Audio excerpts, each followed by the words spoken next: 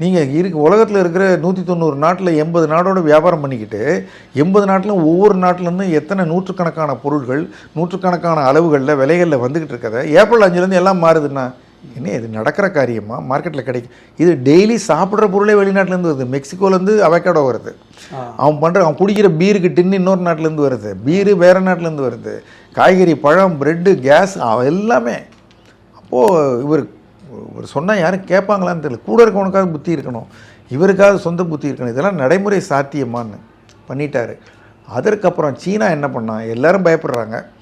அவர் என்ன சொல்கிறாரு மேற்கொண்டு ஒரு பேட்டியில், 5-6 நாள் 10 நாள் ஆகிடுச்சு, எல்லாம் அலறாங்க. அப்போ அவர் சொல்கிறாரு, பார்த்தீங்களா எப்படி அலறான்னு. 80 நாடு ஃபோன் போட்டு கதறான், ஐயா பேசுங்க ஐயா பேசுங்கன்றான், எங்களுக்கு குறைச்சுங்கன்னு கெஞ்சுறான் அப்படின்ட்டு ஒரு தப்பான வார்த்தை சொல்கிறாரு. நம்ம சொல்லுவோம் காலை வந்து முத்தமிட்டான், அவர் வேறு எதையோ முத்தமிட்டான்றாரு. அப்படி வந்து நிற்கிறானுங்க என் பின்னாடி, தெரிஞ்சுங்கடா இதாண்டா அமெரிக்கா அப்படின்ற மாதிரி பந்தா பண்ணுறாரு. சீனா என்ன பண்ணா? செய்யவே இல்லை. அப்படியா, சரி நீ இவ்வளோ போட்ட நானும் போடுவேன். ஏழை மாதிரி 2 பேரும் போட்டுட்ருக்கானுங்க. 60, 80, 100, 125 வந்துருச்சா? இப்போ ஐயா 145 போட்டிருக்காரு. அமெரிக்காவில் சீனாவிலேருந்து வர்ற பொருளுக்கு 145% இறக்குமதி வரி அமெரிக்கா போடுது.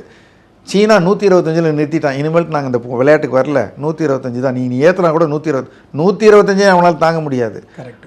யார்? ஆப்பிள் கம்பெனி, மற்றவன் இன்டெல்லாம் போய் அலறி இருக்கானுங்க. ஐயா சாமி நீ இவ்வளோ வரி போட்டால் எங்களால் எதுவுமே வியாபாரம் பண்ண முடியாது, விற்க முடியாதுன்னொன்னே அப்புறம் இவர் யோசிச்சுட்டு என்ன பண்ணியிருக்காரு புத்திசாலித்தனமாக, கம்ப்யூட்டர், எலக்ட்ரானிக் பொருட்கள், சிப்புக்கு மட்டும் வரி கிடையாதுங்கிறார். அவன் முட்டாளா? உனக்கு தேவையானதுக்கெலாம் வரி இல்லை, இப்போ நான் ஆமான்னு கொடுக்கணும், எனக்கு தேவையானதுக்கெலாம் வரி போடுவேன், நான் எதையும் கொடுக்க மாட்டேன்னா என்ன பண்ணுறது?